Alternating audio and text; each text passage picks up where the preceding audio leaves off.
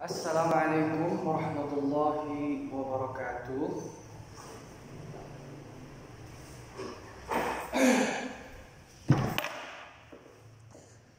Bismillah, alhamdulillah, wassalatu wassalamu ala rasulillah wa ala alihi wa sahbihi wa man wala wa la hawla wa la quwwata illa billah. Amma ba'd, rabbi shrah li sadri wa yassir li amri wa hlul 'uqdatam min lisani yafqahu qawli.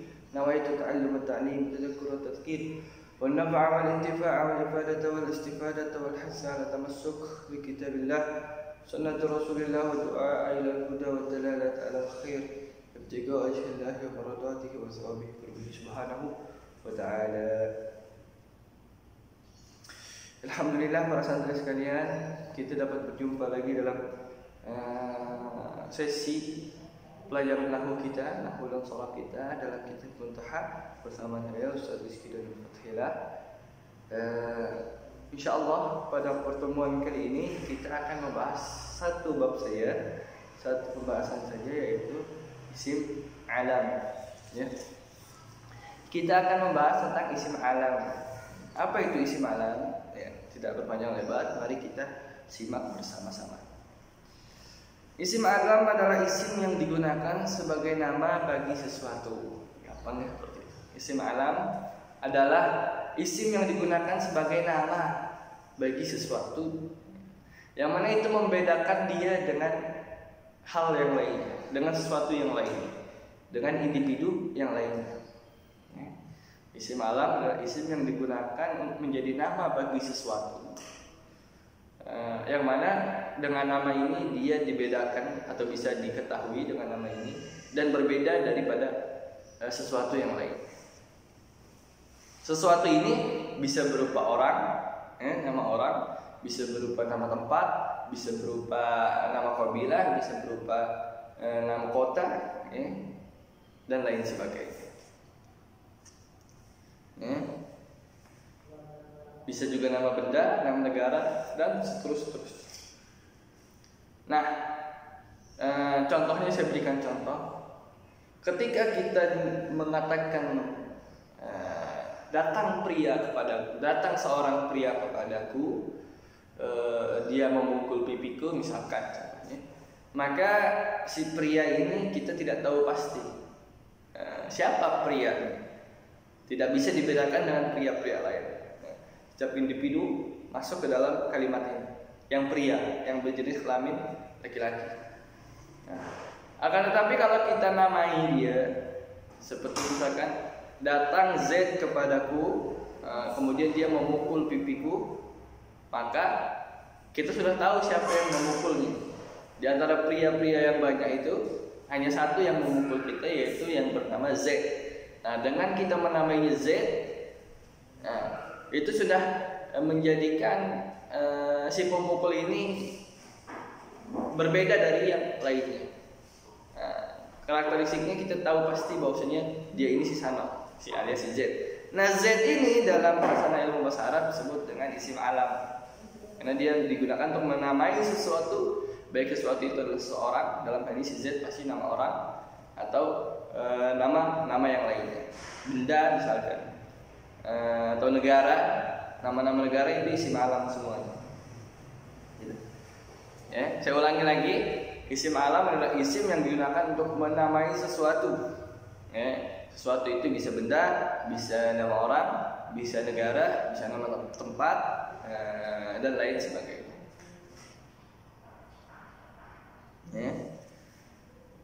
Terus catatannya, dengan isim alam ini dia bisa membedakan daripada individu-individu lainnya yang dinamai tersebut.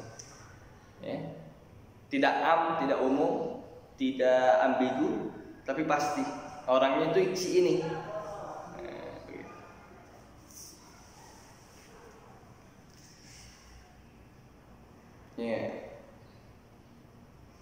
Contohnya saya beri contoh.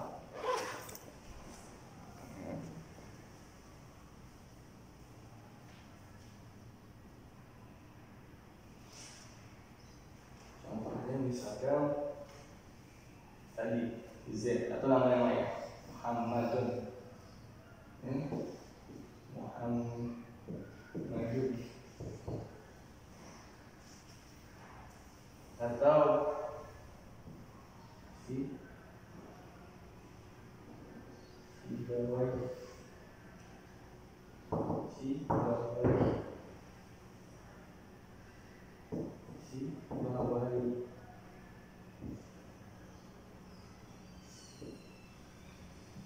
atau su'ad.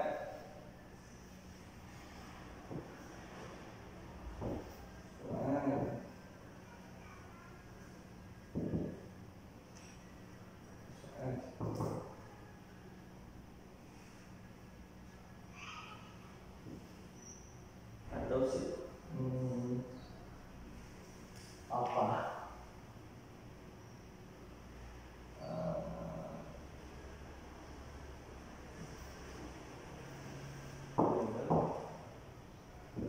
Labu. Oke. Labu.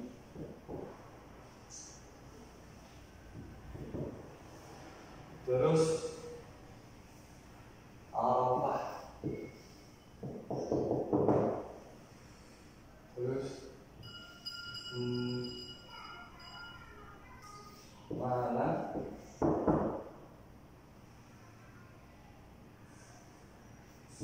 Ini.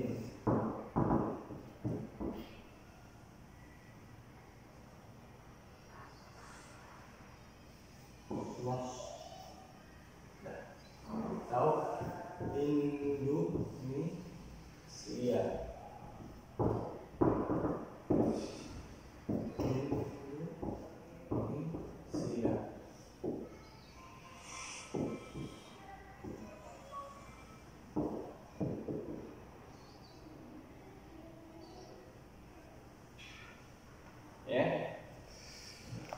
Ini contoh-contoh daripada isim Arab. Kita punya Muhammad yang pertama, kata isim namanya Muhammad, isim Arab itu Muhammad.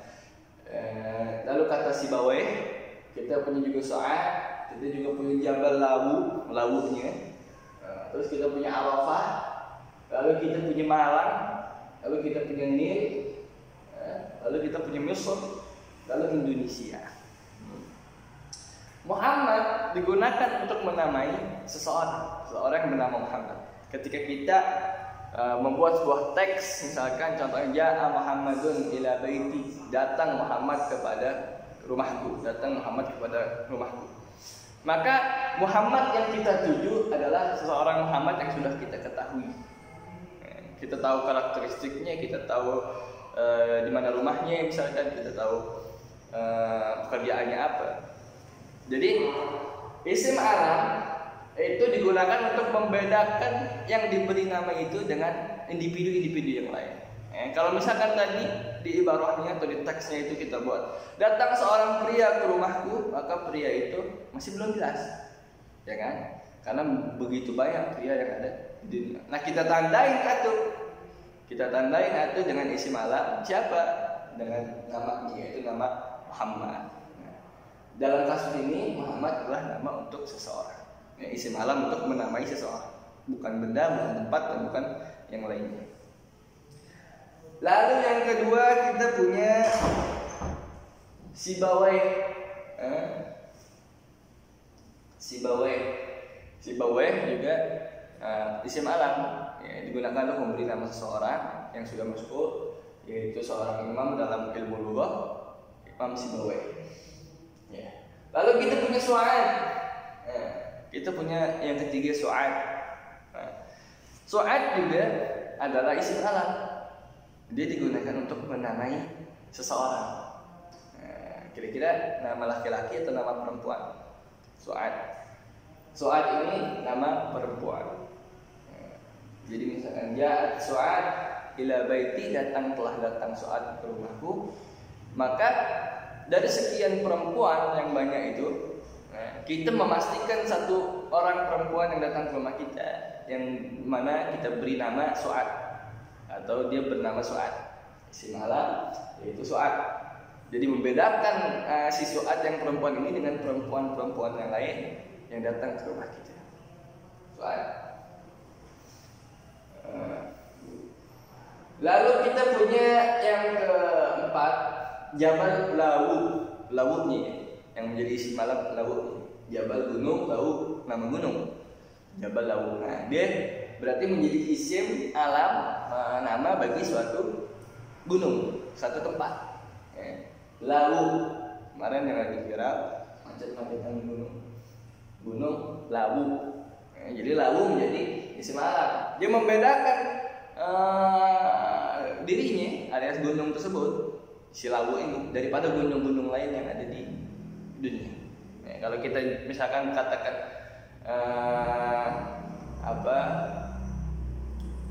gunung telah terjadi kemacetan di satu gunung, misalkan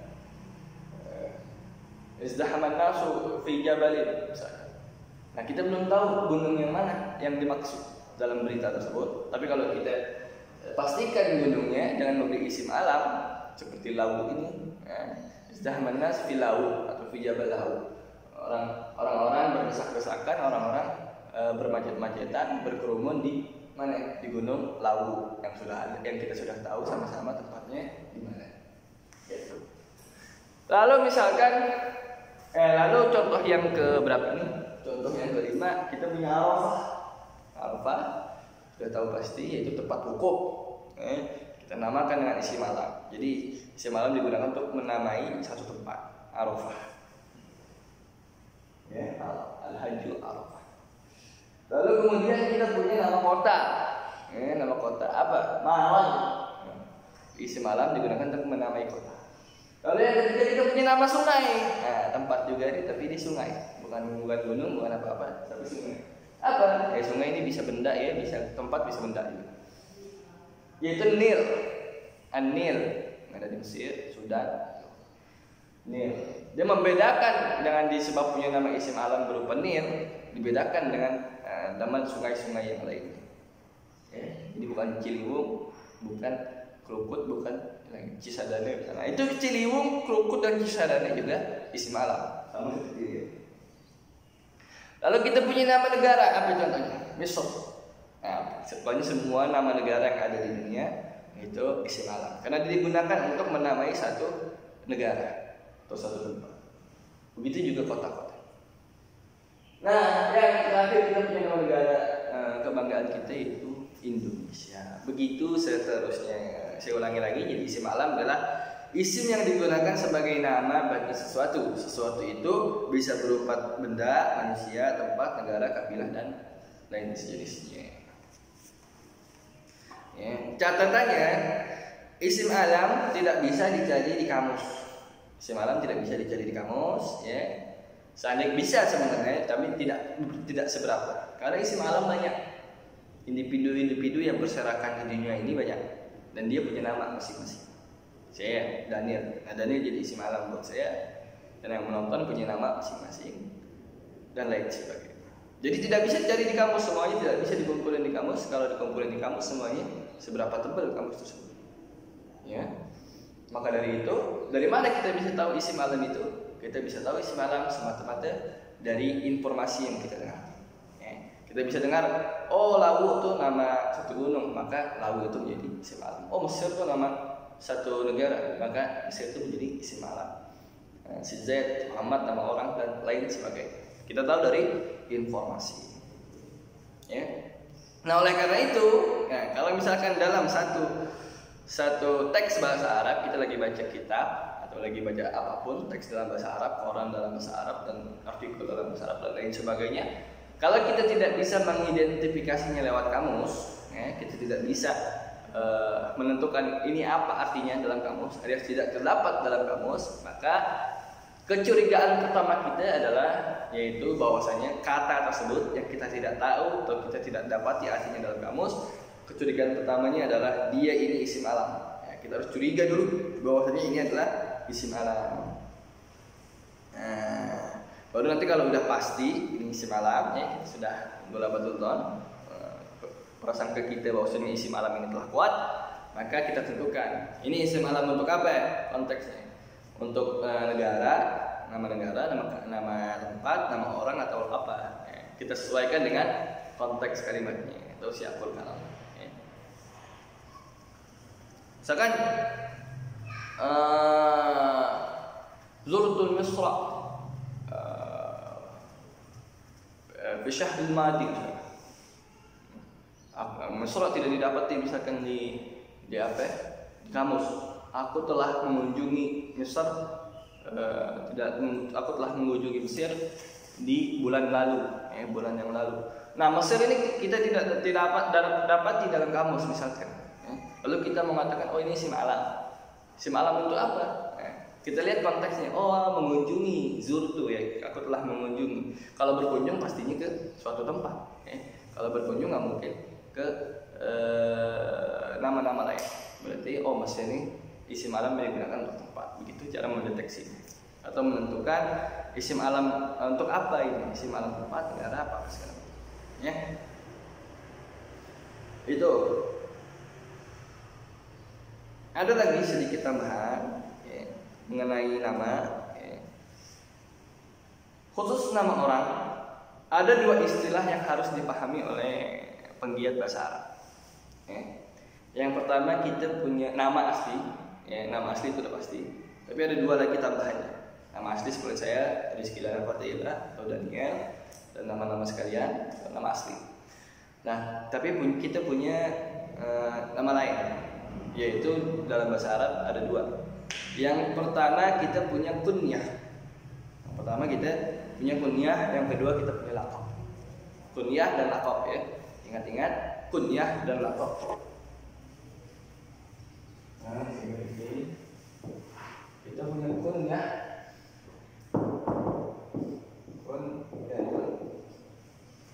Kunyah ya, bukan kunyah. Kalau kunyah sih kunyah. Kunyah. Lalu kita punya yang kedua laqab. Ada kunyah dan laqab.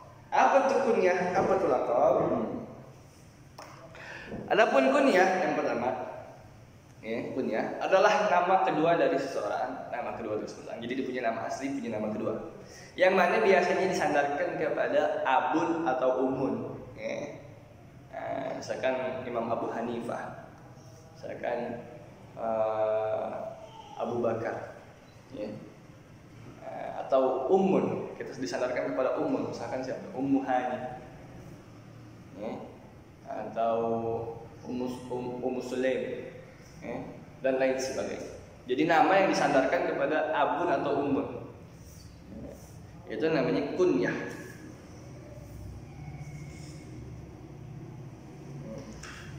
Dia punya nama sendiri. Jadi punya nama asli, ada nama keduanya berupa kunyah.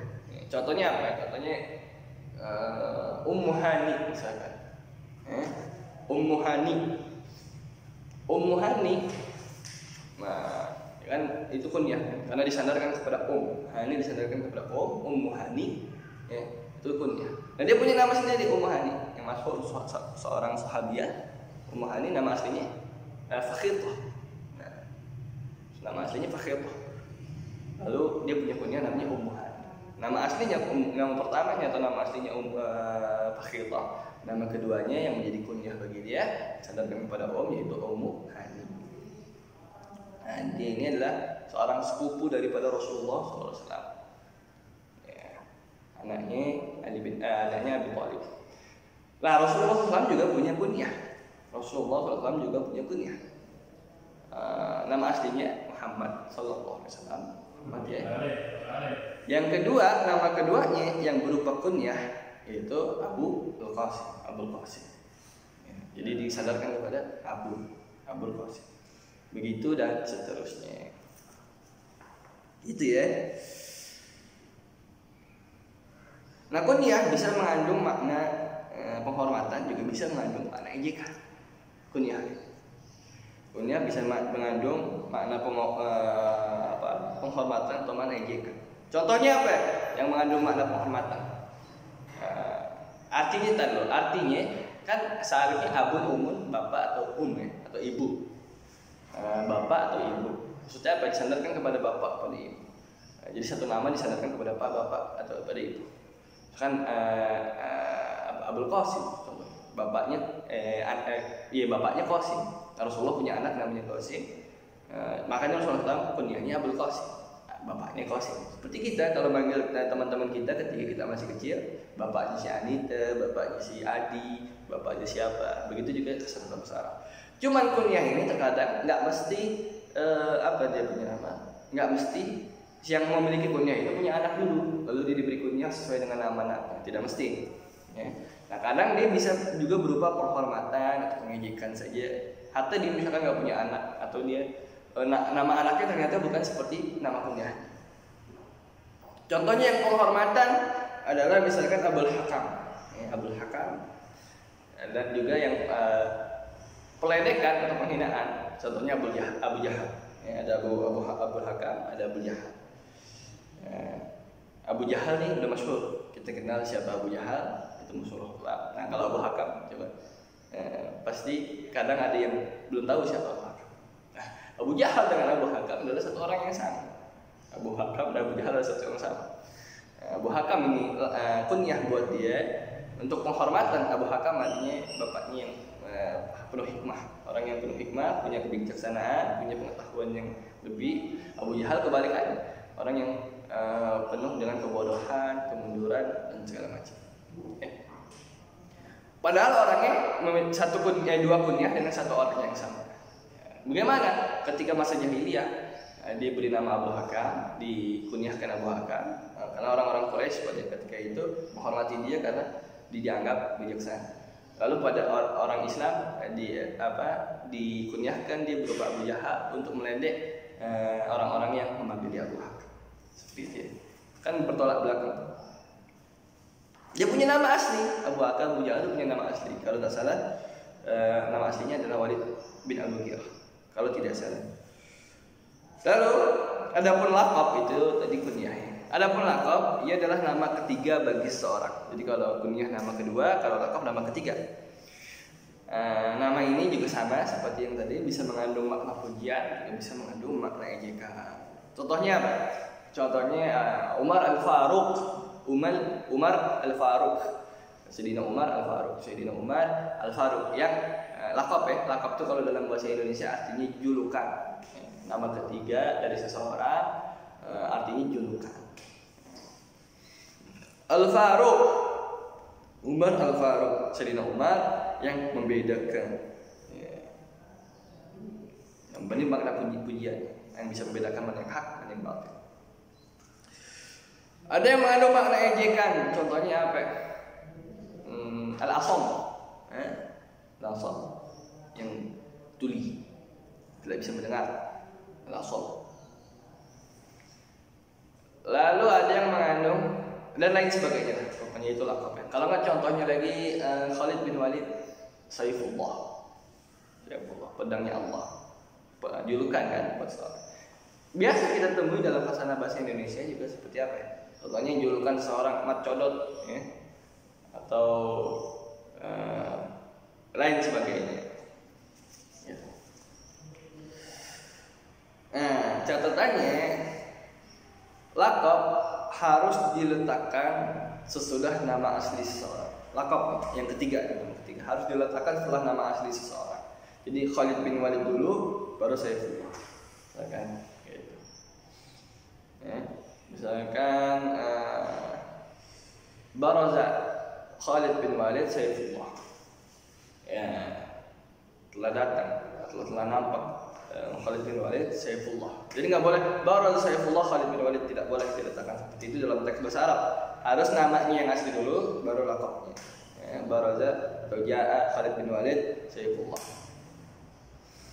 Adapun kunyah boleh diletakkan baik sebelum ataupun sesudah nama asli kunyah ya. Boleh ya. Contohnya misalkan qala Abul Qasim sallallahu alaihi qala Abul Qasim Muhammad sallallahu alaihi wasallam, atau boleh qala Muhammad Abul Qasim sallallahu alaihi wasallam. Dan begitu seterusnya. Barangkali itu pembahasan kita tentang apa dia punya nama isim alam ya, dan juga sedikit catatan tentang nama yang kedua dan ketiga, yaitu kunyah dengan juga laqab. Ada sedikit catatan lagi yang perlu Anda ketahui. Di antara semua macam isim yang telah dijelaskan di atas, ada 3 jenis isim yang sangat sering muncul dalam teks bahasa Arab. Apa saja? Yang pertama ada isim dhamir yang telah lalu-lalu. Kan kita sudah belajar isim apa saja itu. Bagi yang belum nonton, silahkan di rewind lagi, dimundurkan lagi, tonton lagi yang belum kalian tonton. Apa saja yang sering muncul daripada isim-isim yang telah kita pelajari ini? Yang sering muncul, yang pertama isim dhamir, pasti sering muncul. Isim dhamir. Yang kedua isim isyarah, isim isyarah, dalika, tilka dan lain sebagainya. Dan juga isim mausul yang baru kemarin kita pelajari. Ya, ingat dengan isim dhamir, isim isyarah, isim mausul ini paling sering keluar dalam teks bahasa Arab. Makanya catatannya adalah harus pahami betul apa yang perlu dihafal, harus dihafal betul apa itu isim dhamir dengan macam-macamnya yang harus dihafal, isim mausul yang harus dihafal, isim isyarah yang harus dihafal. Karena apa? Karena nanti dalam teks bahasa Arab ini paling sering muncul. Kalau ini kalian kuasai akan memudahkan kalian untuk memahami teks dalam bahasa Arab ke depannya. Gitu. Barangkali sekian dari saya untuk sesi kali ini. Insyaallah ada manfaatnya. Dan ini billahi taufiq wal hidayah. Wassalamualaikum warahmatullahi wabarakatuh.